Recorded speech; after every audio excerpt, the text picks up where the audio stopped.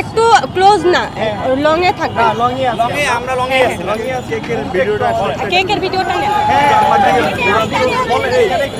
আমি আজকে রাজু ভাস্কর্যের সামনে এসেছি আমার নেত্রীর জন্মদিনের কেক কাটার জন্য, কারণ গতকালকে ওনার জন্মদিন ছিল, তো সেই কারণে আমি আজকে এখানে এসেছি। এই জায়গাতে কেন আসছি সেটা বলতে পারেন আপনারা। এখানে আমি আসছি কারণ এই জায়গাতে আমার নেত্রীকে অসম্মান করা হয়েছিল, সেই কারণে অসম্মানটা কি আপনারা সবাই জানেন, সবাই দেখেছেন, নিউজ হয়েছে এটা নিয়ে। ওই কারণে আমার নেত্রীকে সম্মান জানাতে আমি আজকে এই জায়গায় আসছি। আমার চাওয়া, আমি এখন কেক কাটবো, সবাই আমার সাথে থাকেন, শুভ জন্মদিন বলবো সবাই একসাথে। Happy birthday to you. কেউ বলছেন না কেন? Happy birthday.